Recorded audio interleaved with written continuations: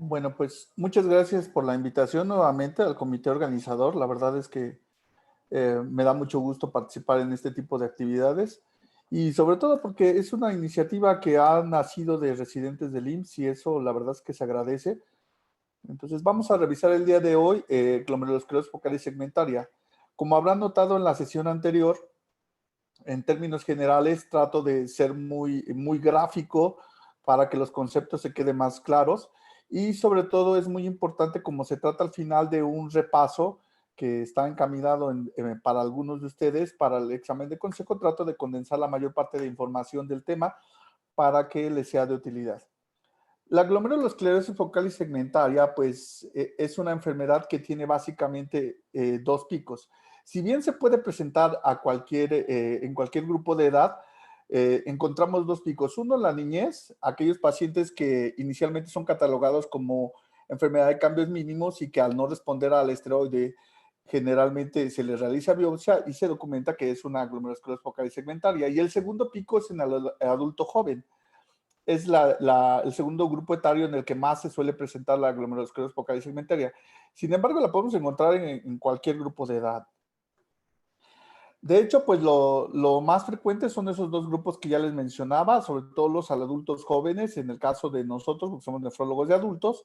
Es un poco más frecuente en hombres en la mayoría de las series. Casi siempre presenta proteinuria, aunque en este caso, a diferencia de la nefropatía membranosa, solamente entre el 50 y el 70% de los casos pueden presentar proteinuria en rango nefrótico. La hematuria glomerular no es tan común, solamente en el 30% la podemos ver hipertensión también en el 30% de los casos y se considera que el deterioro de la función renal lo encontramos también en un tercio de los casos, alrededor del 30% también. El rango va desde el 20% hasta el 50%.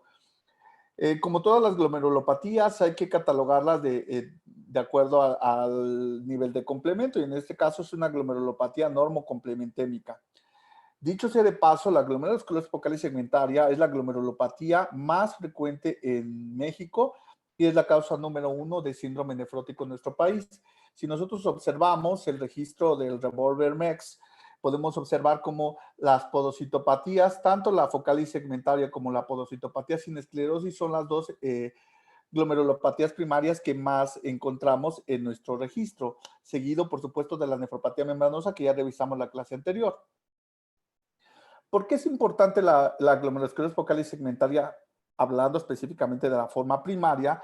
Porque se asocia con un riesgo sustancial de progresión a insuficiencia renal crónica. Si ustedes observan el registro norteamericano, podrán ver cómo los casos incidentes de focal y segmentaria que condicionan insuficiencia renal crónica que requiera terapia de sustitución renal se han ido incrementando a lo largo de los años, de tal forma que pues ahora es dentro de las glomerulopatías, la causa número 1 de insuficiencia renal crónica. Esto es cierto tanto para todos los grupos etarios, tanto para gente de raza negra como caucásicos. Por supuesto, en el caso de los hispanos, pues aplica lo mismo. Ustedes notarán que aquí las barras azules generalmente son mayores. Eso es por lo que mencionábamos que habitualmente es más frecuente en hombres. Dentro de su presentación clínica hay que diferenciar un poquito la presentación en niños y la presentación en adultos. En niños lo más común es que tengan proteinuria en rango nefrótico, a diferencia del adulto que mencionábamos que se ubica entre el 50 y 70%, y en el adulto se acompaña de forma más frecuente con deterioro de la función renal. En los estudios que hemos realizado nosotros aquí en el hospital, hemos visto cómo a lo largo de los años se ha ido incrementando la frecuencia de la focal y segmentaria en nuestro registro de biopsias. Y si nosotros observamos, aunque hay una distribución muy pareja, generalmente predomina en el género masculino, al igual que en las series a nivel mundial. Si nosotros lo comparamos en nuestro registro con otras glomerulopatías, por ejemplo, la glomerulopatía membranosa, que en términos generales ustedes pueden ver cómo a lo largo de los años se mantiene relativamente estable, podemos ver cómo la focal y segmentaria va incrementándose cada vez más. Quizá por nuestra modificación en los criterios de biopsia que hemos tenido a lo largo de estos años. Y bueno, pues las características clínicas habíamos mencionado entonces que hay que diferenciarlas de niños con adultos. En niños pues lo más frecuente es que se presenten como síndrome nefrótico con género masculino, y en el adulto puede haber más hipertensión hematuria y por supuesto el deterioro de la función renal. Si se fijan, en nuestra serie es casi cercano al 50% de casos de focal segmentaria con deterioro de la función renal. Ahora, ¿cómo se puede presentar una focal segmentaria? En realidad es muy camaleónica en el sentido de que se puede presentar como un síndrome nefrótico florido que ustedes ya conocen, se puede presentar solamente como una proteinuria en rangos nefróticos, podemos verla también como una proteinuria subnefrótica asintomática, o podemos verla en el contexto de un síndrome de hematuria proteinuria. Cualquiera de estos síndromes glomerulares puede llevarnos al diagnóstico de una glomeruloesclerosis focal y segmentaria. Por eso es muy importante que la pensemos. Si nosotros comparamos el comportamiento clínico de la focal y segmentaria con otras glomerulopatías, fíjense cómo en la serie de aquí de la raza, solamente el 50% de los casos de focal y segmentaria se presentan con síndrome nefrótico.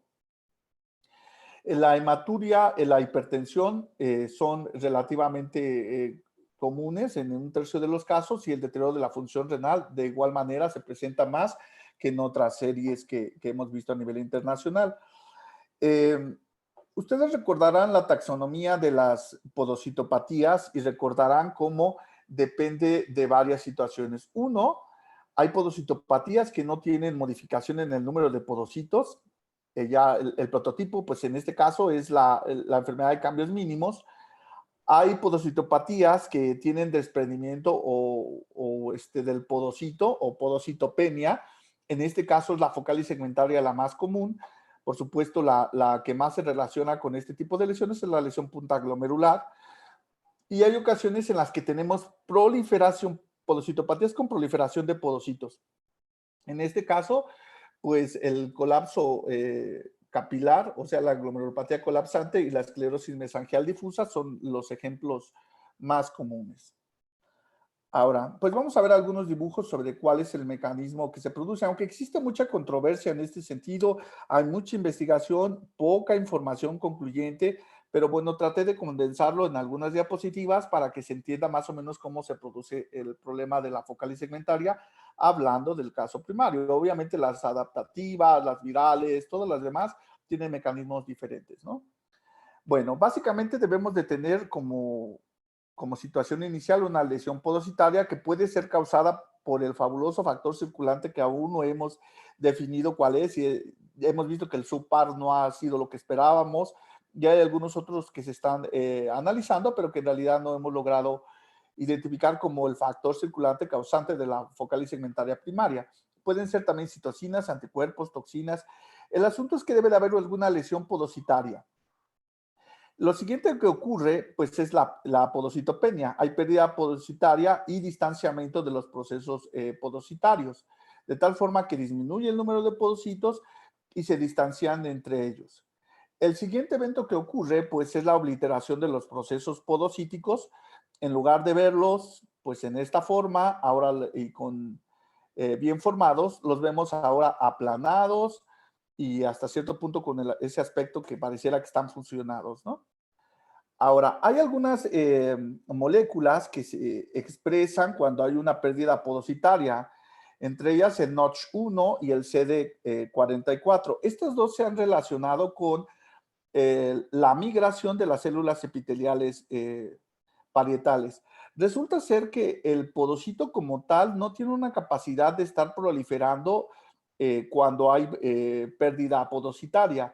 Entonces, una de las teorías que se está manejando actualmente es que estas células epiteliales parietales migran y pueden suplir la ausencia de estos podocitos, pueden diferenciarse. Esas son cosas que se están estudiando actualmente, todavía no conocemos todos los mecanismos bien, pero bueno, sí que hemos notado que hay incremento en la expresión de NOTCH1 y de CD44. Lo siguiente que ocurre, pues, es la migración de la célula parietal, puede haber incremento de la matriz extracelular y finalmente hay un proceso reparativo que intenta arreglar la disrupción de la barrera de filtración. Si no lo logramos hacer, pues entonces empieza a formarse la fabulosa sinequia que observamos en la microscopía de luz, Posteriormente, si no se logra controlar el problema, recuerden que el factor de crecimiento derivado del endotelio vascular tiene un papel estabilizador tanto a nivel podocitario como a nivel del capilar glomerular, a nivel endotelial. Cuando nosotros tenemos alguna alteración focal y segmentaria, puede haber disrupción de esa célula, de la estabilidad de esa célula endotelial y de la célula mesangial. Los siguientes eventos que se pueden producir son eventos absolutamente locales. Como se ha mencionado que puede haber una especie de microangiopatía solamente en esa región donde se va a formar la lesión esclerosante, se activan algunas vías proinflamatorias y finalmente existen anormalidades intracapilares que nos llevan a que este capilar glomerular tienda a colapsarse y se forme la esclerosis segmentaria. Entonces, nosotros habitualmente pues podemos ver aquí un glomérulo normal, pero si se producen todos estos eventos que acabamos de mencionar, vamos a encontrar la lesión esclerosante segmentaria de esta forma. De tal manera que la focal y segmentaria en realidad es un síndrome clínico patológico que vamos a integrar tanto por proteinuria, que puede ser nefrótica en el 50% de los casos, puede tener hematuria en el 30%, puede tener hipertensión en el 30% y se caracteriza por esas zonas de esclerosis glomerular y en la microscopía electrónica por la obliteración de procesos podocíticos. ¿Por qué la llamamos focal? Recuerden que las enfermedades glomerulares las podemos mencionar como focales, se afectan solamente algunas zonas del riñón, a diferencia de las difusas que afectan todo el riñón, y segmentaria porque solamente afecta un segmento del penacho glomerular, a diferencia de las globales que afectan todo el penacho glomerular. Estas son imágenes de pacientes nuestros que la doctora Soto nos hace el favor de revisarnos y las pongo únicamente para ver el gran espectro de lesiones que ustedes pueden encontrar en una podocitopatía y que finalmente puede terminar en una glomerulosclerosis focal y segmentaria. En algunos glomérulos podemos ver solamente algo de hipercelularidad mesangial, que ya saben que son más de 4 células por cordón mesangial. En algunos otros casos podemos encontrar ya directamente las sinequias, es decir, esa adherencia del capilar glomerular con la cápsula de Bowman. En otros casos ya podemos encontrar la esclerosis segmentaria, como aquí se observa. En algunos casos, bueno, aquí hay otro par de esclerosis segmentarias. Aquí incluso hay en dos zonas del mismo glomérulo. Muchas veces esa esclerosis segmentaria, esclerosis focal segmentaria, si no la diagnosticamos de forma pronta, nos puede llevar a que encontremos una cantidad de glomérulos con esclerosis global muy importante. Aunque hay que diferenciar los casos de esclerosis focal y segmentaria de los de esclerosis focal global, que son diferentes. Y entre todo este grupo de hallazgos histológicos también podemos encontrar algunos glomérulos relativamente normales. Entonces, todo este es el espectro que podemos encontrar en este tipo de podocitopatía. Aquí ven, por ejemplo, una zona de esclerosis segmentaria. Aquí hay una más. Fíjense cómo en la plata también se puede observar ahí adyacente al ilio. Es una lesión perivascular. Aquí una vez más. Ahora, ¿cuándo sospechamos que se trata de una lesión secundaria? Hay dos cosas que tenemos que valorar. Una es clínica, que es básicamente la magnitud de la proteinuria, y la otra es un hallazgo en la microscopía electrónica. En cuanto al hallazgo clínico, la magnitud de la proteinuria, si nosotros tenemos una proteinuria que está en rango nefrótico, la posibilidad de que se trate de una focal y segmentaria primaria es muy alta. De igual forma, si nosotros en la microscopía electrónica tenemos una obliteración de los procesos podocíticos superior al 80%, lo más probable es que estemos hablando de una focal y segmentaria primaria. ¿En qué casos voy a pensar en una focal y segmentaria secundaria? Bueno, cuando la proteinuria no está en rango nefrótico, es una proteinuria subnefrótica, o bien cuando esa obliteración de los procesos podocíticos es menor del 80% o solamente se presentan algunos segmentos. Aquí pueden ver, por ejemplo, están al revés. Esta es un caso de glomerulosclerosis focal y segmentaria primaria. Pueden ver ustedes la obliteración de estos procesos podocíticos. A diferencia de los casos de glomerulosclerosis focal y segmentaria secundaria, en la cual esos procesos podocíticos no están obliterados y se observan bien aquí los procesos podocíticos. Ahora, ¿cómo clasificarla? Pues existen varias formas, se ha discutido mucho y hemos tratado de buscar todas las formas posibles de clasificarla. Una es la etiológica, que simplemente pues la divide en primaria y secundaria. Primaria, que ya no se debe de utilizar el término idiopático de acuerdo a las guías internacionales nuevas.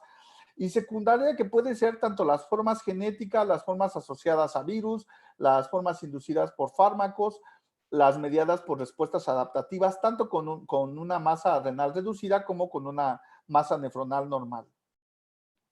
Después viene la clasificación histopatológica. Creo que aquí, no, perdón. Las formas, que tenemos de focal y segmentaria que han sido descritas recientemente. Conocemos 6 formas, aparentemente. Número 1, la forma primaria, que ya dijimos, que tiene una obliteración de procesos podocíticos y una proteinuria en rango nefrótico.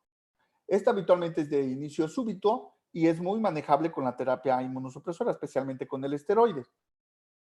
Ahora tenemos esta nueva forma que durante los últimos 10 años se ha descrito y cada vez se publican más información acerca de ella.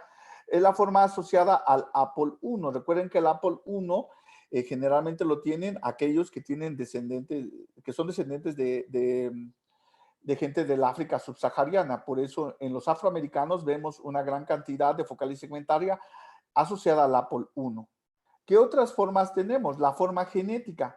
La forma genética que cada vez se está estudiando más y actualmente existen casi 40 alteraciones que podemos tener y que nos pueden conducir a una focal y segmentaria. Generalmente los de formas genéticas son pacientes jóvenes que tienen una historia familiar de enfermedad renal, pueden o no tener síndrome nefrótico y pueden o no tener la obliteración de los procesos podocíticos. Habitualmente nosotros los identificamos porque aparte de que son pacientes jóvenes que pueden o no tener antecedentes, son los típicos casos refractarios tanto al esteroide como a los inhibidores de calcineurina.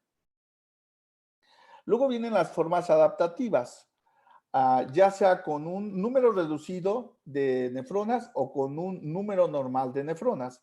En el caso de las que se asocian a un número reducido de nefronas, pues tenemos la nefropatía por reflujo, la displasia renal, la oligomeganefronía, la enfermedad de células falciformes y pues las relacionadas, por supuesto, con la edad.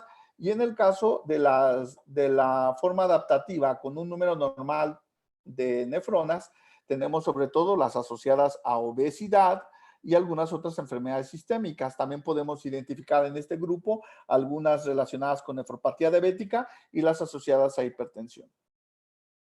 El siguiente grupo o la siguiente forma de focal y segmentaria que nosotros conocemos es la asociada a virus. Se ha descrito mucho la forma asociada al virus del VIH, especialmente las formas colapsantes. También se ha descrito con citomegalovirus, aunque esto es un poquito menos frecuente. Sí que encontramos también formas relacionadas con parvovirus B19, sobre todo también formas colapsantes.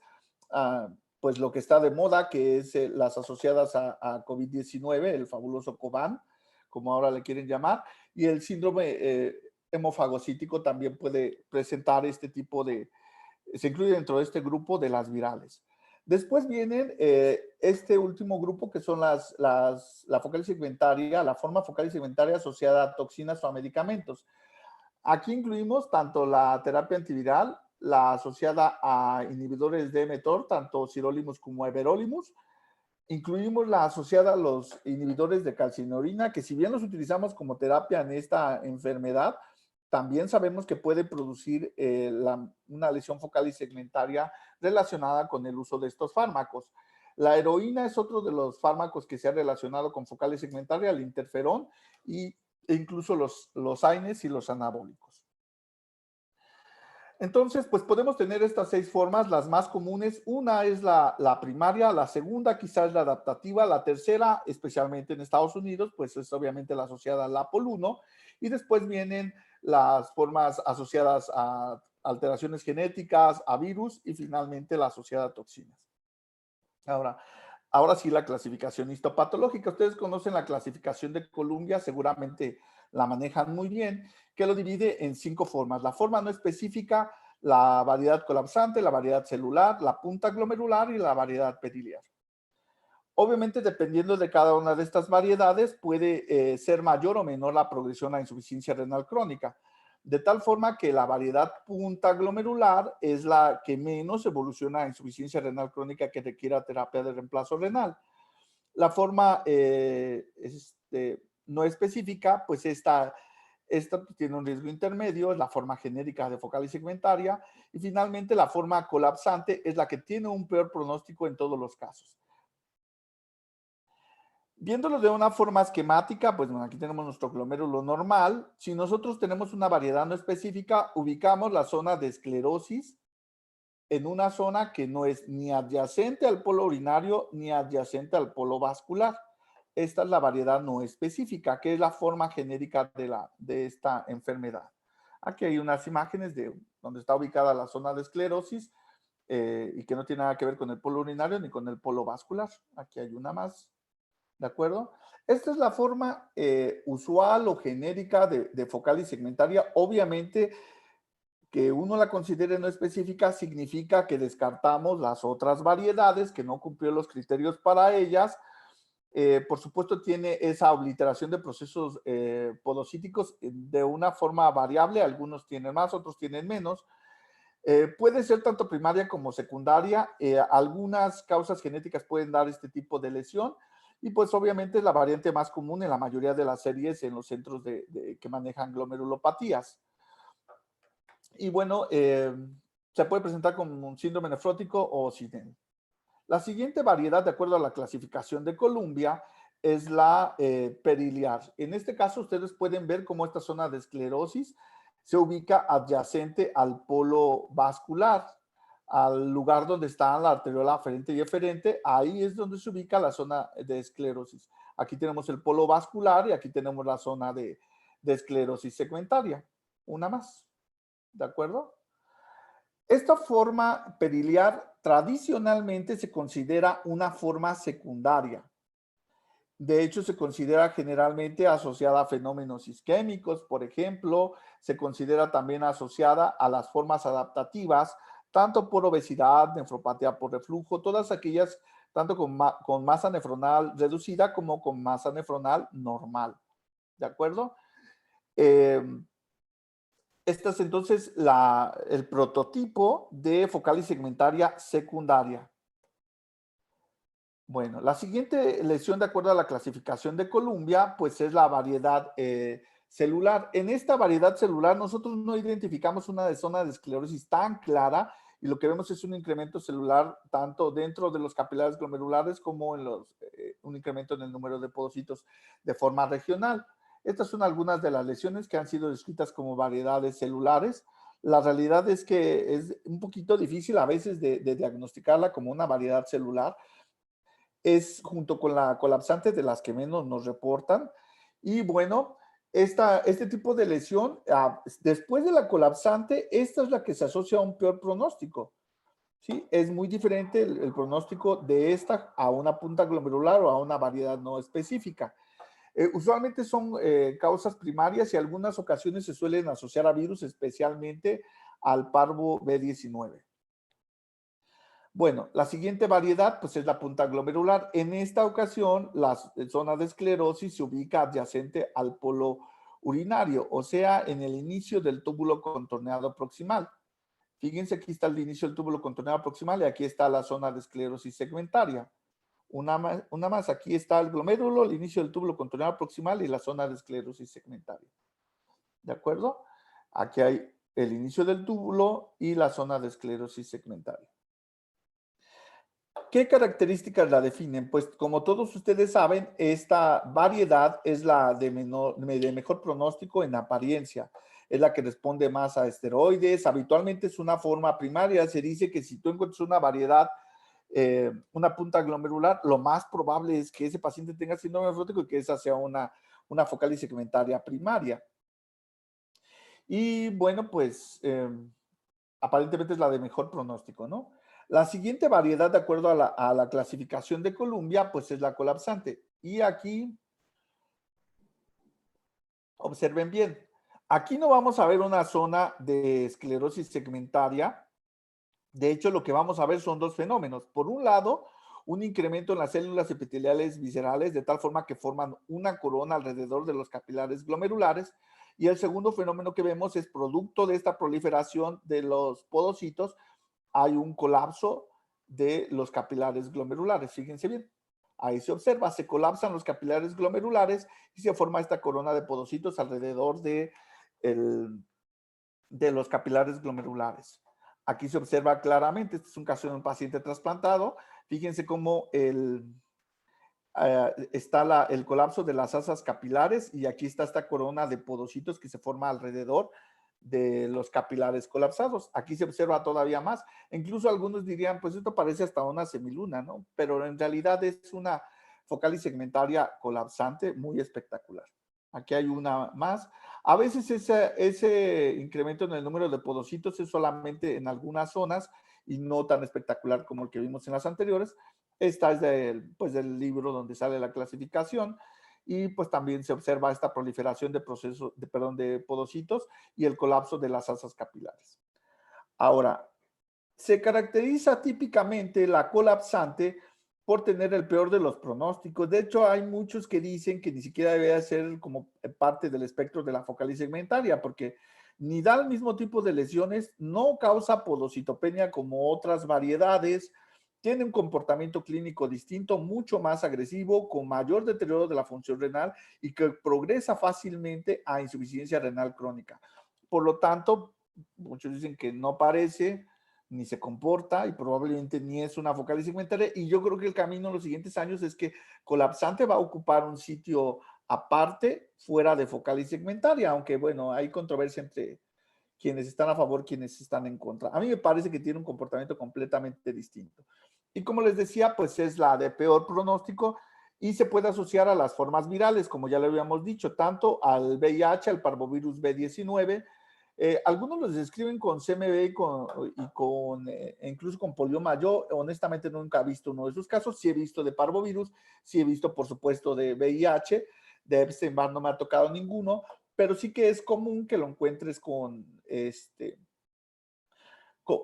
asociada a problemas virales. También la puedes asociar a fármacos. Ustedes han revisado seguramente en la literatura los casos relacionados con pamidronato y con interferón. No son tan raros y hay muchos reportes de casos en ese sentido. Entonces, esta es la de peor pronóstico, ¿de acuerdo? Y luego viene esta clasificación que, así como las nuevas guías CADIGO que ustedes ya habrán revisado, tiene algunas cosas que no están tan padres, tiene algunas que me parece que están bien. Y la modificación en la clasificación que ellos sugieren, me parece que es una de esas. ¿Por qué? Porque ellos tratan de condensar todo esto que estamos diciendo en algo más clínico. Es decir, algo que no sea netamente histológico, que sea un poquito más clínico. Y en ese sentido, ellos sugieren 4 formas. Primero, sugieren que ya el término idiopático se abandone. O sea, ya no hay idiopático, es primaria, ¿de acuerdo? Entonces ellos sugieren una forma primaria, la cual tiene obliteración de procesos podocíticos de forma difusa y proteinuria en rango nefrótico y tiene un inicio súbito, lo que habíamos mencionado hace un momento. Después ellos sugieren una forma genética con el antecedente obviamente familiar y que son los que habitualmente son refractarios tanto al esteroide como a los inhibidores de calcineurina. Generalmente son pacientes jóvenes. Las formas secundarias, que son todas las que ya vimos, tanto las virales, las inducidas por fármacos y las adaptativas, tanto con número normal de nefronas como con número reducido de nefronas. Y finalmente ellos ponen una cuarta categoría que es como indeterminada, en la cual nosotros no logramos meterlo, pues, básicamente en ninguna de las otras, ¿de acuerdo? Como si no tuviéramos suficientes clasificaciones, pues hay más. Esta es la clasificación del doctor Renke, que él está promocionando mucho también. Él lo divide en daño adquirido y daño genético, daño difuso y también un daño focal. Y lo divide, pues, en estas categorías, ¿no? La verdad es que es un poco a andar en lo mismo, por lo tanto, no lo hablaré ya más. Las formas genéticas. Fíjense bien, porque durante la última década, sobre todo, el incremento en las formas genéticas que se han descrito es cada vez mayor. y algo que antes no nos importaba mucho, ahora cada vez cobra mayor fuerza. Ya son cerca de 40 las alteraciones genéticas que puede producir una lesión focal y segmentaria. Por eso es muy importante el considerar esta etiología, especialmente en pacientes jóvenes con antecedentes de enfermedad renal y que son refractarios tanto a esteroides como a inhibidores de calcineurina. Vamos a tratar de acercarnos directamente a la barrera de filtración. Y en la barrera de filtración, pues tenemos nuestra célula endotelial con nuestras fenestras aquí muy bonitas. Tenemos la membrana basal glomerular y tenemos el podocito con sus procesos podocíticos y el diafragma de hendidura, que es donde se va a producir pues esta filtración que nosotros ya conocemos. Tiene estructuras muy importantes, las que ustedes ya conocen, nefrina, podocina, la proteína asociada al CD2, todas estas son estructuras muy importantes y hacen una función como una especie de cierre o que evita que las moléculas como las proteínas atraviesen esa barrera de filtración. Obviamente alteración en estas o en otras de las estructuras que están ubicadas en el diafragma de filtración pueden producir síndrome nefrótico y una forma de focal y segmentaria. Ahora, no nada más las estructuras ubicadas en el diafragma de hendidura, también en el proceso podocítico. Si nosotros vemos, aquí está del lado de la célula endotelial, tenemos la membrana basal y acá está el proceso podocítico con todo su citoesqueleto y todas las estructuras que existen en él. Acuérdense que hay alteraciones como por ejemplo la alfa-actinina 4, algunas de ellas, todas aquellas que puedan afectar la función del citoesqueleto, pueden producir también un síndrome nefrótico y una focal y segmentaria asociada. Claro que no se ve nada, esta es solo una lista y no está actualizada de las potenciales causas genéticas de una focal y segmentaria, solo es para que se den una ligera idea. Ahora, ¿a quién le voy a hacer yo un test genético? Es cierto que las guías y todas las revisiones internacionales no recomiendan que realicemos un screening a todos los pacientes con focal y segmentaria. Ellos sugieren que le pongamos un poquitín de criterio, ¿no? Entonces, si nosotros tenemos pacientes con síndrome nefrótico y documentamos una focal y segmentaria y le damos tratamiento, los pacientes que son resistentes tanto a los esteroides como resistentes a los inhibidores de calcineurina y son jóvenes y con antecedente de enfermedad renal en la familia, son los candidatos perfectos a sospechar en una causa genética. A ese grupo es justamente al que nosotros debemos de investigarle la causa genética. Ahora, vamos a pasar a la parte de tratamiento. En la parte de tratamiento tenemos, bueno, lo que dicen las guías CADIGO del 2012. La verdad es que las nuevas no cambian mucho y ahorita veremos por qué. Bueno, no cambian mucho y sugieren, obviamente, primero descartar las formas secundarias, las formas adaptativas, las asociadas a virus, a toxinas, y en esos casos, pues resolver el problema en cuestión, ¿no? Pero específicamente para la forma de focal y segmentaria primaria, ellos sugieren utilizar esteroides, en este caso prednisona o miligramo por kilo, o bien en días alternos, que la verdad es que los de días alternos se basan en un solo estudio en abuelos, un estudio que ni siquiera se puede consultar actualmente porque es de una revista que ya ni siquiera está en línea. Entonces, yo por eso es que prefiero mejor utilizarlo diario porque la evidencia en los días alternos como que no queda muy clara, además de que la dosis que se sugiere en días alternos es muy alta. Entonces, lo común es que la utilicemos diario, 1 miligramo por kilo. Esa es la primera línea de tratamiento. Y obviamente en los que no sean candidatos a esteroide porque tengan algún problema que les evite utilizarlo, pues los inhibidores de calcineurina son la segunda línea.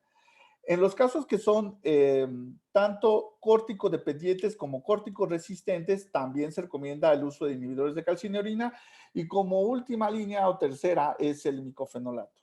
¿Será? Bueno, para estas guías todavía no se considera el empleo de rituximab. De hecho, para las nuevas tampoco se considera mucho porque todavía no existe una evidencia suficiente sobre su uso. ¿Qué si viene modificado un poquito o yo creo que le agregaron un poco más de claridad? Pues algunos términos que quizá no estaban tan bien definidos en la guía anterior, en la nueva parece que van a estar mejor. La proteinuria, en el caso de las definiciones de remisión, tanto completa como parcial, y no revisión, básicamente no difieren y son muy, muy similares a lo que revisamos en la sesión anterior de nefropatía membranosa, ¿no? Remisión completa menos de 0.3. Remisión parcial de 0.3 a 0.5 o una reducción mayor al 50%, ¿no? Siempre cuando esté en rango subnefrótico. Y no remisión, pues que siga arriba de 3.5 la proteinuria. Recaída, pues ya saben, también una elevación de la proteinuria a más de 3.5 gramos por día cuando ya habían alcanzado una remisión. Aquí sí tenemos que definir cuáles son los pacientes dependientes de esteroide y cuáles son los resistentes a esteroide. Se trató de unificar un poquito para la nueva guía mucho de lo que ya existía en las definiciones de cambios mínimos. Entonces, en la anterior guía, en la del 2012, dice que debemos de tener 2 recaídas dentro de las 2 semanas de haber iniciado la reducción o de haber suspendido el esteroide. En las nuevas guías dice que solamente, bueno, aparentemente viene solamente una recaída para que lo consideremos esteroide dependiente, siempre y cuando sea en ese periodo de 2 semanas de que tú lo suspendes. Después, la resistencia a esteroide, pues es cuando la proteinuria está arriba de 3.5 de forma persistente, a pesar de que nosotros le pusimos esteroide 1 miligramo por kilo durante al menos 16 semanas.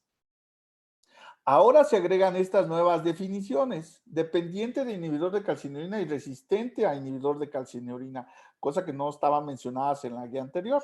Bueno, es algo bueno también. Ahora, ¿cómo manejar el tratamiento? Bueno, la mayor parte del tratamiento y de lo que vamos a hablar es enfocado a la forma primaria, a esta que tiene obviamente la obliteración de los procesos podocíticos en más del 80% en la microscopía electrónica y que tiene aparte una proteinuria en rango nefrótico. Puede haber algunas ocasiones en las que ustedes cataloguen alguna forma como primaria, pero tiene proteinuria subnefrótica. En esos casos, solo ponemos inhibición del sistema renina-angiotensina-aldosterona y restringimos el sodio. ¿De acuerdo? Y juzgamos, obviamente, la respuesta. Cuando sí está en rango nefrótico esa proteinuria, hacemos lo mismo, inhibición del sistema renina-angiotensina-aldosterona, restricción de sodio e iniciamos los esteroides. Ahí podemos saber si son sensibles o si son resistentes. En los casos que son resistentes, pues se debe de iniciar inhibidores de calcineurina. Si son sensibles, pero después se documenta que son dependientes del esteroide, pues también podemos iniciar inhibidor de calcineurina. Las formas adaptativas, básicamente lo único que tenemos que hacer es inhibición del sistema renina-angiotensina-aldosterona y restricción de sodio. Y obviamente en las virales y en las causadas por fármacos, pues retirar la etiología, ¿no? O tratar la etiología. Ahora, ¿qué tan importante es lograr la remisión? Bueno, este es un estudio del grupo de Toronto y lo que hacen ellos es dividir a los pacientes que alcanzaron remisión de los que no alcanzaron remisión y analizan la supervivencia renal. Fíjense cómo la supervivencia renal es mucho mejor en el grupo que alcanza remisión de la proteinuria. Es por eso que es importante. Y ahora, ¿qué diferencia hay entre remisión parcial y remisión completa? Sí que hay diferencia. Si tú logras una remisión completa, la supervivencia es mejor que si tú logras una remisión parcial. Pero es muy importante que se entienda que si logramos una remisión parcial tampoco es para que la menospreciemos, porque aún así el pronóstico renal es mucho mejor que si no logramos remisión. ¿De acuerdo? Entonces, lograr remisión en cualquiera de sus variedades es una buena noticia. ¿Qué importancia tiene la histología? ¿Recuerdan la clasificación de Columbia? Bueno, pues los mismos autores de la clasificación de Columbia publicaron este artículo interesante. Ponen la variedad punta glomerular, analizan la sobrevida libre de insuficiencia renal crónica que requiera diálisis y lo que observan es que el que está mejor siempre o que tiene mejor pronóstico, pues es la punta glomerular, seguida de la variedad no específica. Y como todos esperaríamos, la colapsante es la que le va peor. ¿De acuerdo?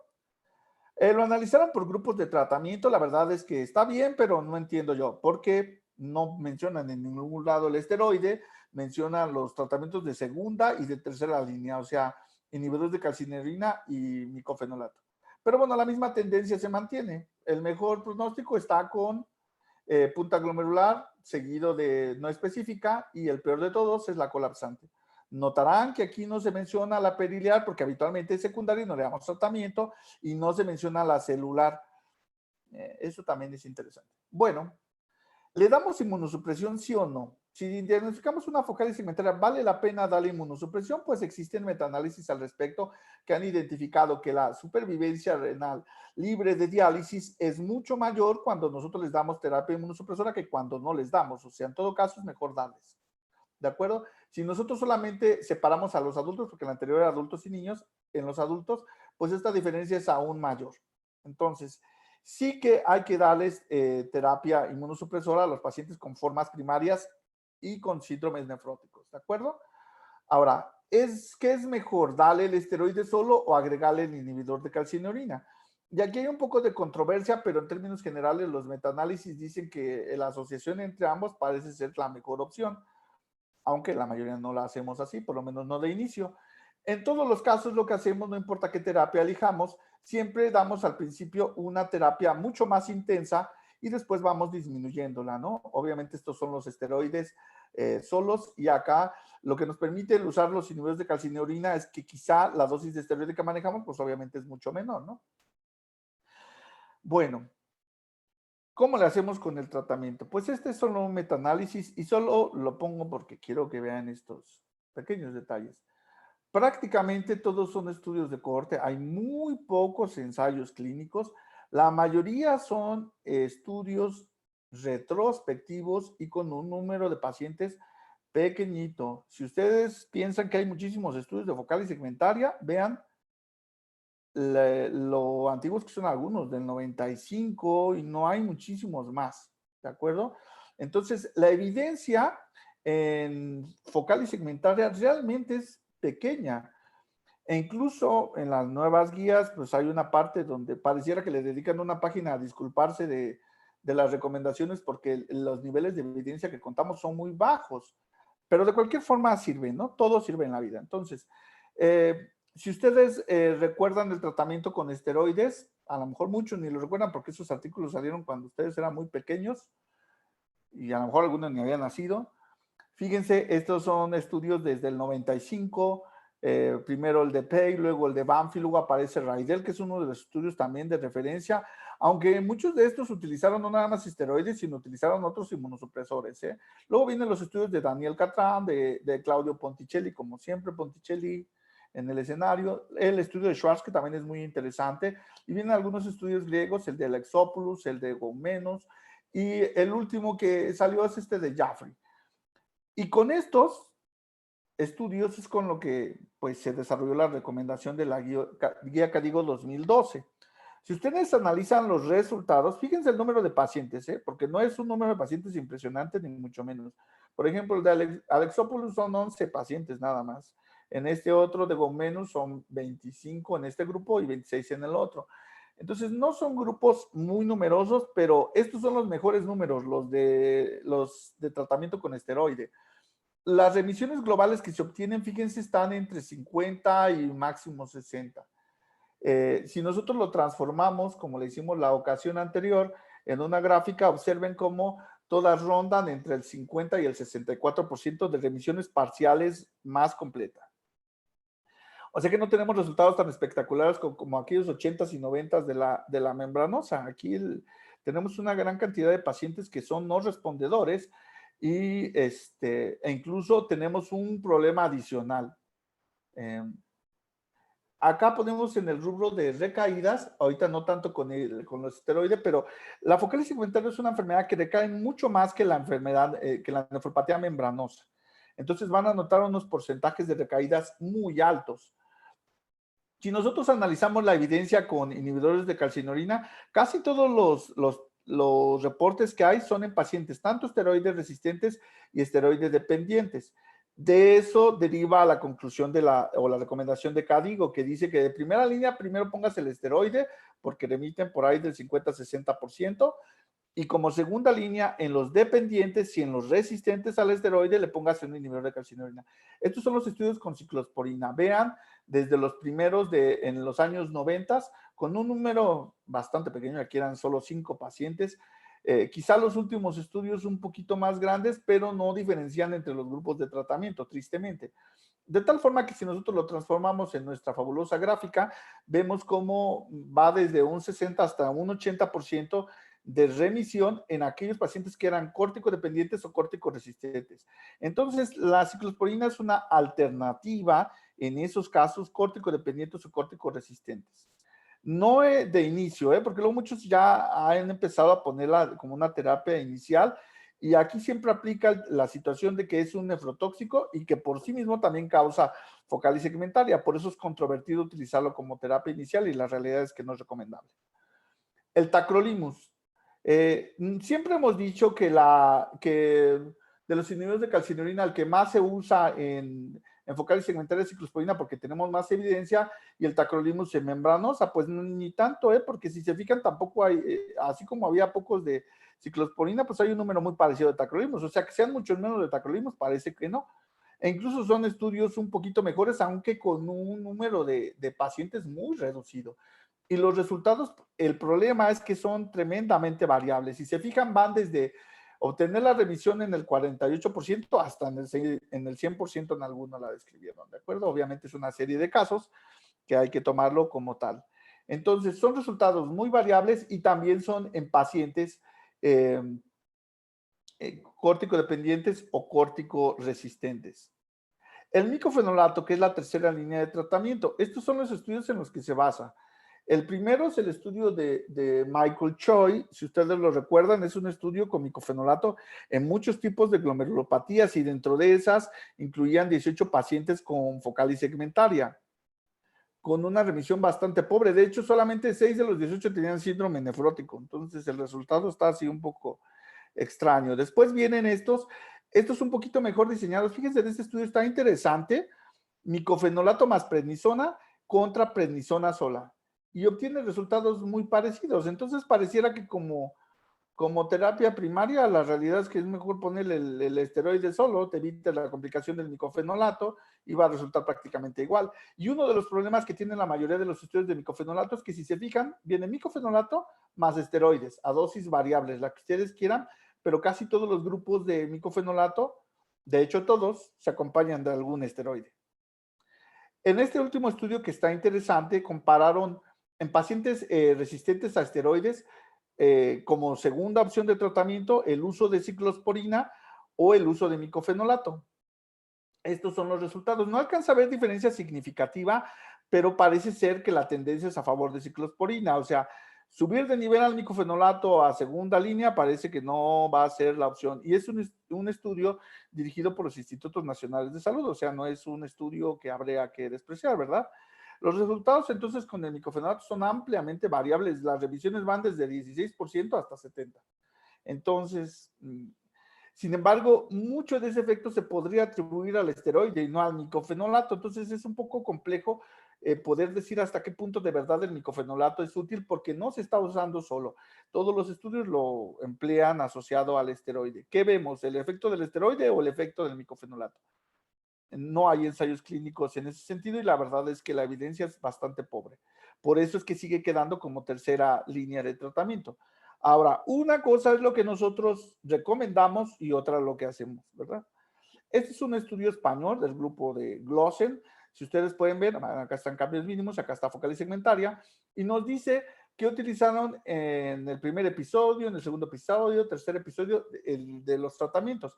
En azul están los esteroides. Fíjense cómo es la terapia predominante en más del 90% de los casos que debutan o se diagnostican como focal y segmentaria primaria. Cuando presentan el segundo episodio, parece que le agregan micofenolato, que no está recomendado como segunda línea, pero bueno, parece ser que eso es lo que hacen la mayoría de los españoles en el segundo episodio. Y ya cuando hay más de 2 episodios de síndrome nefrótico en una focal segmentaria primaria, ahí sí es cuando se incrementa el empleo de los inhibidores de calcinurina, tanto ciclosporina como tacrolimus. Entonces, eso que nos dicen a veces de que podemos utilizar ciclosporina o tacrolimus desde el inicio, pues fíjense como la realidad es que no es una situación que la mayoría utilicen y los españoles pues son muy claros en este sentido. Si nosotros vemos el número de recaídas, Fíjense cómo la focalitis segmentaria es de las que más recaen. Después de los cambios mínimos, es una enfermedad que suele recaer frecuentemente. Y si analizamos nosotros cuánto tiempo le dieron el esteroide, porque esto es muy importante, recuerden que en focalitis segmentaria hay estudios viejos de los 90, pero son al fin y al cabo lo que utilizamos actualmente como referencia, estudios en los cuales daban solamente el esteroide 16 semanas y estudios en los que se van a 24 o más semanas. Parece que hay una escasa cantidad de pacientes, pero nada despreciable, que remiten después de que tú les continúas más allá de la semana 16 y que te vas hasta la 24. O sea, en lugar de dar 4 meses, dar hasta 6 meses. Por eso mucho se recomienda que se den, que si bien des una terapia o una dosis alta al inicio, después lo vayas reduciendo y trates de llevarlo a más de 6 meses para que los resultados mejoren. Pero esto no es lo que hacen los españoles. Fíjense bien cómo el número de semanas en la que emplearon los esteroides. Fíjense cómo la mayoría utilizaron lo menos que se pudo los esteroides en número de semanas. Eso significa que que quizá nos da un poco de miedo utilizar el esteroide en las dosis correctas y ahí nos perdemos la oportunidad de que remitan otros cuantos pacientes. Bueno, por último, ¿qué hacemos en la raza? En la raza hacemos esto. Si hay una focalitis segmentaria primaria, le iniciamos el esteroide. Nosotros por un tema logístico iniciamos 50, porque cuando le poníamos 60, 75 o lo que fuera, se confundían los pacientes en estar mezclando las pastillas. Por eso decidimos a todos y con una idea de poner dosis menores de esteroide, iniciales con 50. Lo dejamos así los 2 primeros meses, las primeras 8 semanas, y a partir de que se cumplen las 8 semanas a esa dosis, iniciamos bajando la dosis 10 miligramos cada mes. De forma tal que en el sexto mes estamos con 10 miligramos cada 24 horas. Obviamente valoramos si remite o no y si remite, pues tenemos que descartar situaciones de córtico-dependencia si aparecen las recaídas, o bien si no remite por ahí de las 16 semanas, lo catalogamos como córtico resistente, se le iniciamos el inhibidor de calcinorina, ¿no? Ustedes preguntarán, pues, ¿y cómo nos va? Bueno, pues esta es para que se den un poquito una idea. Yo creo que nos va como a todo el mundo, francamente. En todos los pacientes hacemos bloqueo del sistema renina-angiotensina-aldosterona y obviamente controlamos la presión arterial con IECAS o ARA2. En algunos casos usamos bloqueo dual, a pesar de que algunos no son muy fanáticos de utilizarlo, ¿no? Y obviamente el esquema de prednisona que ya les mencioné. Entonces nosotros tenemos que juzgar si desde el inicio no hay respuesta, si desde el inicio hay una respuesta y se mantiene esa remisión sostenida, o si está en ese vaivén de remite, recae, y que nos genera una corticodependencia. Si hay corticodependencia o corticoresistencia, pues utilizamos los niveles de calcinorina a las dosis que recomienda CADIGO. Este es nuestro grupo de pacientes, 131 pacientes que tenemos en la cohorte hasta el mes de diciembre y con un predominio, como les mencionaba, del género masculino, 65%, una edad, pues les decía yo que eran adultos jóvenes, aquí están en 41 años en términos generales.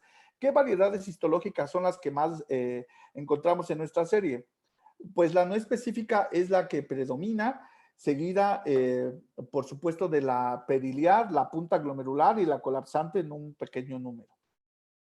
Y los resultados manejando a los pacientes de esta forma, como dice las CADIGO, con primera línea de esteroides, segunda línea de inhibidores de calcinorina y tercera línea de micofenolato, lo que obtenemos es esto.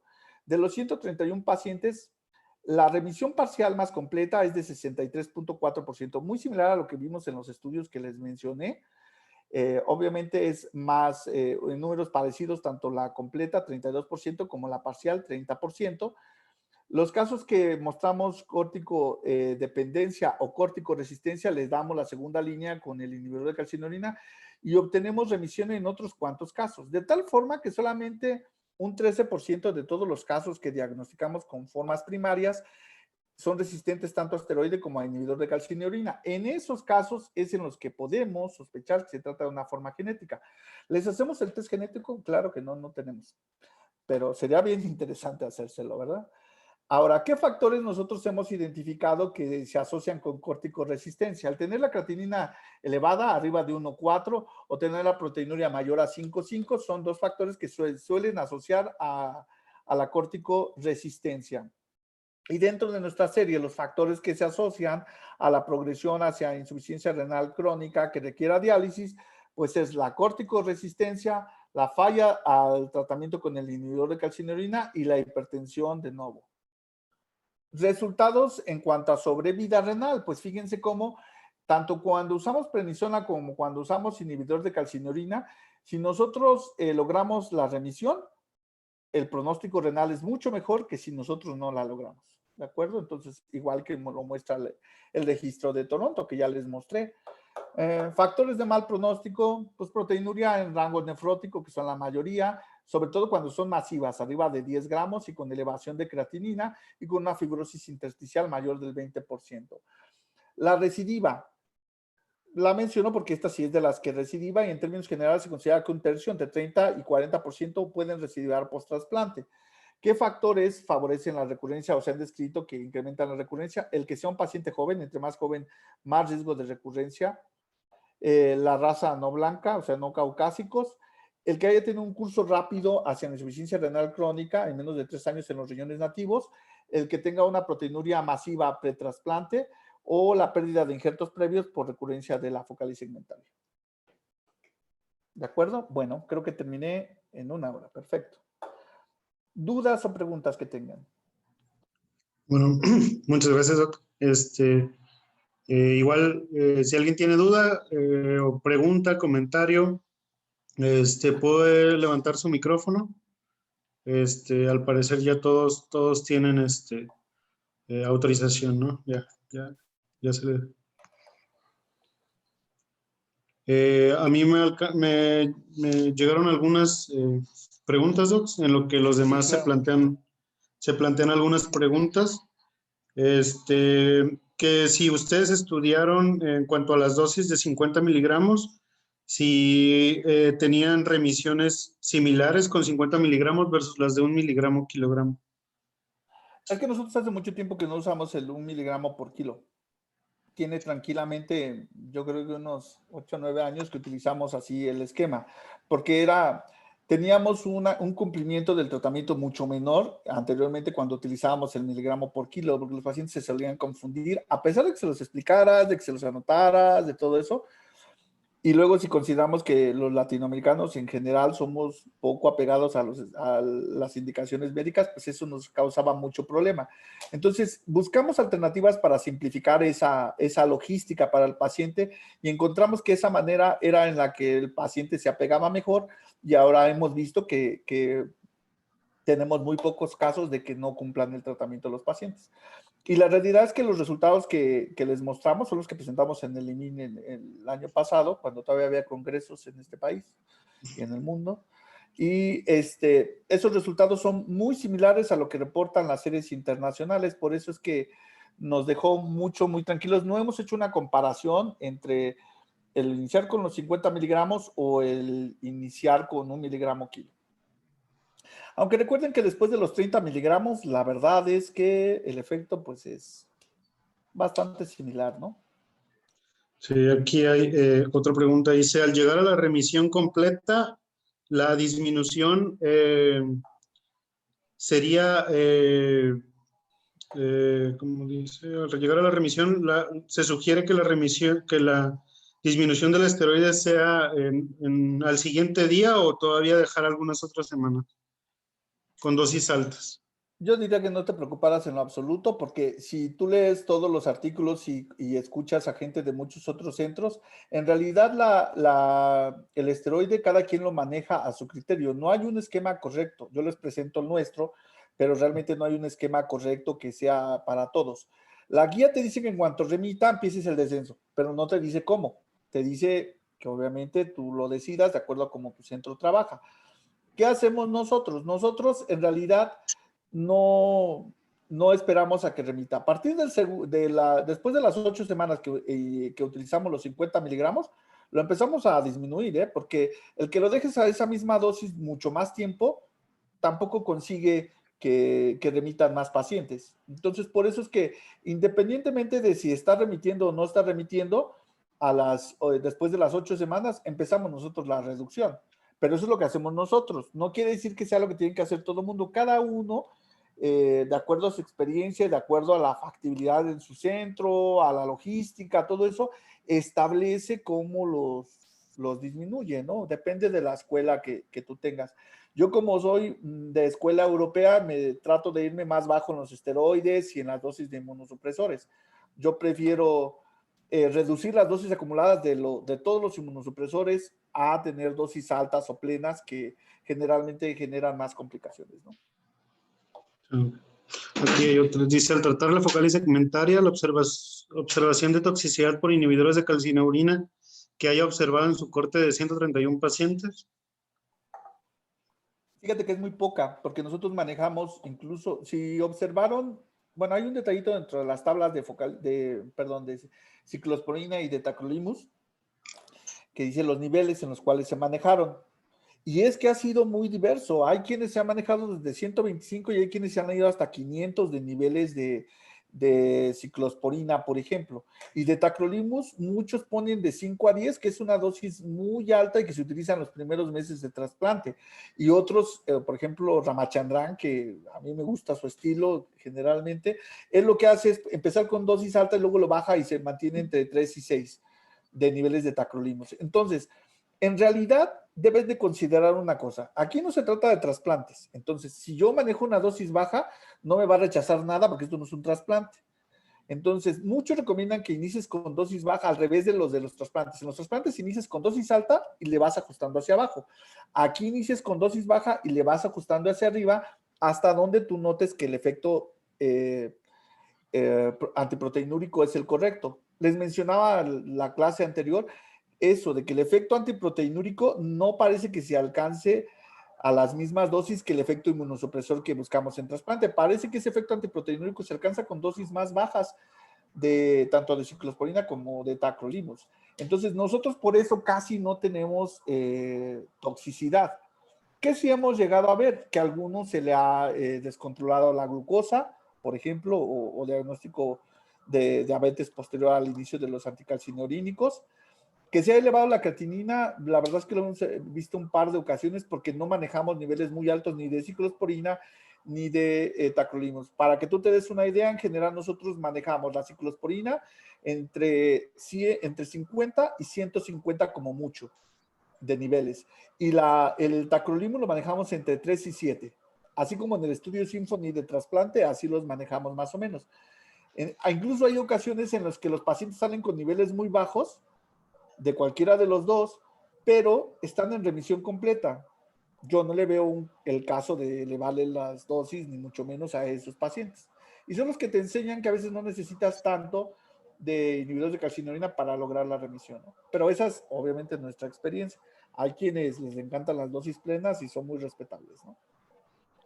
Bueno, aquí hay otra, dice, ¿cuánto tiempo después de la remisión completa suspender los esteroides? Esa es una pregunta muy buena y no sé si tiene respuesta clara, ¿eh? Yo lo que hago, la verdad es que, mira, yo creo que en mis años de residente, yo lo que hacía era quitarlo, ¿no? Decía, pues ya lo quitamos, ya pasó más de 6 meses, que es lo que recomienda la guía, ya lo puedo retirar, disminuyéndolo progresivamente y lo quito, ¿no? Y lo quitaba y recaían más. Entonces, no es que existan estudios que avalen lo que estoy diciendo así de forma tremenda, pero el problema es que cuando les dejaba 5 miligramos o los dejaban días alternos con 5 miligramos, o sea, unas dosis entre bajas y ridículas, parecía que los pacientes recaían mucho menos que cuando estaba yo retirando el esteroide. Yo creo que ahí depende de tu experiencia. Si tú cuando, después, pasando los 6 meses, logras retirarlo y no tienes una tasa de recaídas considerable, puedes seguir retirándolo. Si tú eres más conservador y prefieres dejarlo con una dosis muy pequeña, aunque sean días alternos de esteroide, lo puedes hacer. Y a veces son dosis de esteroide que no te generan prácticamente efectos colaterales, que no incrementan mucho la dosis acumulada y que finalmente mantienen tus coronarias más tranquilas y las del paciente a veces, ¿de acuerdo? Entonces, pero ahí es una pregunta que desde mi punto de vista no tiene una respuesta basada en la evidencia, una respuesta concreta. Ok, aquí hay otro, dice, ¿con qué criterios se eligen tacrolimus por encima de ciclosporina? Sí, es otra muy buena pregunta, con ningún criterio. En realidad nosotros hasta hace poco aplicábamos eso que te decía yo, que en focal y segmentaria usábamos más ciclosporina y en membranosa usábamos más tacrolimus. Ahora parece que la tendencia es a utilizar cada vez más tacrolimus. Eh, yo creo que ninguno de los dos ha mostrado un resultado superior. En los estudios que les mostré, pareciera que va un poco mejor con ciclosporina que con tacrolimus, pero también tiene mucho que ver, pues, el tipo de estudio, los niveles a los que se manejaron, el si tenía esteroide agregado o no. Entonces, yo creo que desde mi punto de vista puedes utilizar cualquiera de los dos, el que tú tengas y que puedas medir. O sea, sí, porque hay ocasiones en las que dices, ¿sabes qué? Es que yo sí tengo tacrolimus, pero no tengo niveles. Y tengo ciclosporina y sí las puedo medir. Pues dale ciclosporina. Si dices lo contrario, lo que tengo es tacrolimus, pues dale tacrolimus. ¿Sale? Pero siempre que sea algo que puedas medir. ¿Ok? Ok, dice, una de las causas de corticoresistencia en la no adaptación al tratamiento. Sí, es que tú antes de, obviamente eso no viene de ningún algoritmo, pero lo primero que tienes que checar es si el paciente se lo toma. Yo, por ejemplo, lo que hago como una medida para tratar de favorecer el que ellos incrementen su apego al tratamiento es, les doy una nota donde viene el medicamento uno a uno y cuando vienen a la consulta, los interrogo de cómo están tomando los medicamentos y tú desde que te están diciendo cómo los están tomando te das cuenta, porque el paciente que se lo toma de forma correcta y lo hace con cuidado, se sabe los medicamentos perfectamente. Y el paciente que está dudando de, ay, ¿cuánto me tomo? Y le pregunta al familiar y todo eso. Ese paciente es donde debes de dudar que esté utilizando las dosis correctas. Y no dudo de que haya varios que se nos quedan ahí fuera de eso. En el caso de los niveles de calcinurina, de los anticalcinurínicos, tanto ciclosporina como tacrolimus, algunos creen que porque nos salgan en niveles correctos o niveles meta, piensan que sí se lo están tomando y algunos pacientes mismos lo han confesado de que no se lo toman el resto del tiempo y cuando van a hacerle los laboratorios le entran al tacrolimus y a la ciclosporina. Entonces tienes unos niveles falsamente correctos. Entonces siempre tienes que verificar y aquí lo que más importa es la confianza que tenga el paciente contigo y viceversa, ¿no? Para que eso sea mucho mejor. Y le debes de preguntar directamente, o sea, a ver, aquí necesito tomarle una decisión en tu tratamiento y para mí es indispensable saber si sí te lo estás tomando correctamente. Preguntárselo con toda la buena intención del mundo y bueno, muchos te van a contestar lo que realmente están haciendo. Aquí hay otra, dice, en pacientes con anasarca, ¿usted recomendaría al inicio los pulsos de esteroide y posteriormente prednisona vía oral? Es que yo no uso pulsos de esteroides en la focal segmentaria, pero no lo uso por un tema personal en cuanto a que no me gusta incrementar la dosis acumulada por las complicaciones que se derivan del incremento en la dosis acumulada. En focal y segmentaria en especial no lo uso. Sí hay reportes muy viejos de esquemas que iniciaban con bolos de metilprednisolona, incluso los ponían muy frecuentemente, ¿eh? No era nada raro, pero en esta tendencia que llevamos durante las últimas décadas de cada vez utilizar menos esteroide, yo voy en esa dirección también y no utilizo bolos de metilprednisolona. Desde el principio empiezo con prednisona. La realidad es que tanto cambios mínimos responde muy rápido, a las 2 o 3 semanas está respondiendo, y focal y segmentaria tarda un poquito más, pero por ahí entre la semana 6 y la semana 8 ya va a estar respondiendo de una forma muy, muy relevante. Y el tema de la nasarca, pues manéjalo con doble diurético. Yo lo que te puedo recomendar y que a nosotros nos funciona mucho es que le pongamos un diurético de asa, en este caso furosemida, que es el que tenemos siempre a la mano, y muchas veces le asocias una tiacida, le das clortalidona, y ese esquema, la fabulosa bofetada tubular, funciona espectacular en muchos nefróticos, y con eso lo mantienes en un estado de hidratación correcto mientras logras la respuesta con el esteroide. Yo honestamente no utilizo los bolos de metilprednisolona. No me opongo a los que los utilizan, ¿eh? Sé que algunos se sienten más confiados cuando los utilizan y es muy respetable. Como yo les mencionaba, el esteroide es muy dependiente de cada centro y de la experiencia de cada uno. Yo no los uso. Me voy a la prednisona directamente. Dice, Pacientes que se van a trasplantar, ¿se les realiza estudio genético de focal y segmentaria? No está recomendado. No está recomendado por el trasplante, pero sí puede estar recomendado, obviamente, si lo estás pretendiendo trasplantar, es que generalmente es un paciente joven, generalmente es un paciente que evolucionó muy mal, que quizá fue refractario a esteroide y a inhibidor de calcineurina. Entonces, no está recomendado porque se vaya a trasplantar, está recomendado porque por el tipo de paciente que estás trasplantando, generalmente es un sospechoso de causa genética. Entonces, yo le haría, pero no por el trasplante, sino por el tipo de paciente que es y que está considerado dentro de los de riesgo de que se trate de un tema genético, ¿no? Aunque muchos de los casos, o sea, el que trasplantes a uno que fue de causa genética tampoco es regla de que después del trasplante vaya a recaer, ¿eh?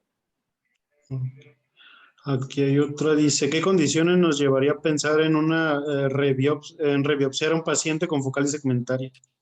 Yo diría que cuando tienes duda en el diagnóstico, quizás si tú, por ejemplo, dices, sabes que es que ya lo traté y tengo la duda de si de verdad eso es una focal y segmentaria o estoy tratando la lesión incorrecta. Esa sería la causa número uno. Quizá los de córtico resistencia que tú digas, es que a lo mejor estoy equivocado, voy a usarlo, ¿no? Y pues la verdad es que pocos más, ¿eh? La realidad es que no he necesitado rebiopsiar a muchos pacientes, honestamente. Yo creo que cuando tengo la duda diagnóstica o quizás sospecho de una variedad mucho más agresiva, porque a veces, como lo saben, es una focal y segmentaria. El que sea focal, muchas veces no le das al sitio de la lesión que tú quieres ver y puedes estar teniendo una lesión colapsante y tú no la has identificado porque en la biopsia que tomaste no se veía el colapso de los capilares y esa corona de podocitos, ¿no? Entonces, en esos casos que sospeches de una variedad más severa o que no te responda al tratamiento es cuando puedes considerar, cuando tienes duda diagnóstica, el rebiopsiarlo. Ok, y aquí una última pregunta que me hicieron es, ¿cuándo estaría considerando la realización de plasmaféresis? Cuando me falló todo. Sí, básicamente fíjate, después de prednisona, inhibidores de calcineurina, micofenolato, todavía tienes el rituximab que empieza a haber evidencia no es que sea lo máximo, pero es otra alternativa que puedes tener ya. Después de eso te puedes ir a la plasmaféresis. Vamos, cuando ya todo te ha fallado y tú estás convencido de que esto es una focal y segmentaria primaria, ¿de acuerdo? Esa es una. La siguiente situación es obviamente en los trasplantados. Es muy difícil eso de decir que si es de factor circulante positivo o no, porque no todos los centros podemos hacer eso. Pero es muy claro que cuando tú trasplantas a un paciente con focal y segmentaria, debes de tener ese cuidado de estarle midiendo la proteinuria, obviamente antes del trasplante, los días previos al trasplante, y de estárselo midiendo a ese sí prácticamente diario en los primeros días de trasplante, porque como ustedes recuerdan, esa puede recidivar en las primeras 72 horas y muchas veces esos pacientes que recidivan rápido son los que son casos asociados a factor circulante y que cuando tú les haces plasmaféresis mejoran mucho. Aunque no todos los casos de focal segmentaria post-trasplante requieren plasmaféresis. Los requieren esos que recurren en los primeros días. Los que recurren después de meses o años, habitualmente con el que ajustes el esteroide y el anticalcinurínico, puede ser suficiente para controlar el problema. Ok, y aquí tengo otra. En los pacientes que tuvieron una remisión completa y recaen, ¿el tratamiento vuelve a ser similar al primario? Sí, lo que está indicado es que le pongas lo mismo con lo que remitió. Ya cuando tienes, por ejemplo, digamos que le pusimos prednisona, recae una vez, le volvemos a poner prednisona, vuelve a remitir.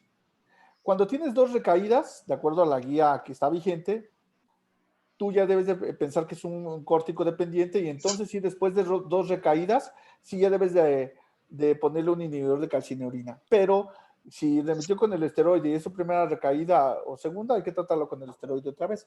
Y quizá bajarlo un poco más lento. Esos son los casos que son más difíciles de quitarle el esteroide, ¿no? Ok, y dice bueno, el doctor, ¿tienen casos de focal y segmentaria en obesos que se hayan diagnosticado con apnea obstructiva del sueño?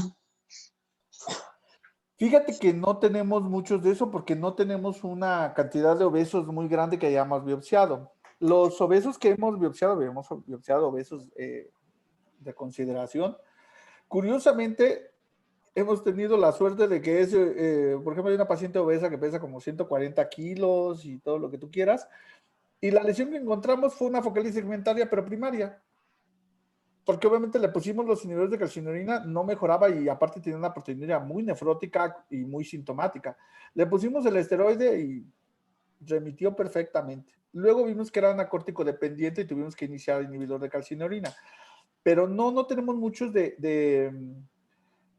casos de secundarias a formas adaptativas, porque yo creo que es por nuestros criterios de biopsia y porque aquí en el centro médico no suelen referirnos esos obesos a que los biopsiemos de forma rutinaria. Pero habrá lugares donde tengan una clínica de obesidad pues que sea muy cuidadosa y que seguramente los mandan biopsiar. Nosotros no somos ese caso, no nos mandan muchos de eso. ¿Y cuándo recomendaría rituximab? Bueno, creo que ya dijo algo de rituximab, nada más esta pregunta me la habían hecho desde el principio. Yo creo que sería para mí, en este momento, así como está la evidencia, la tercera línea. Incluso me gusta a mí más la idea que hasta el micofenolato, pues. En este ¿Y momento. qué esquema? No sé. ¿Qué esquema? El que quieras. El que quieras, porque acuérdate, puedes utilizar el clásico de 4 dosis de 3.75 por metro cuadrado de superficie corporal, o aquel esquema que es más barato y más para nosotros, que es el de dosis fijas de un gramo el día 1 y el día 14. Okay. Bueno, no sé si alguien más tenga una pregunta, ya igual ya nos llevamos aquí casi media hora. Bueno, si nadie tiene ninguna pregunta, pues muchísimas gracias.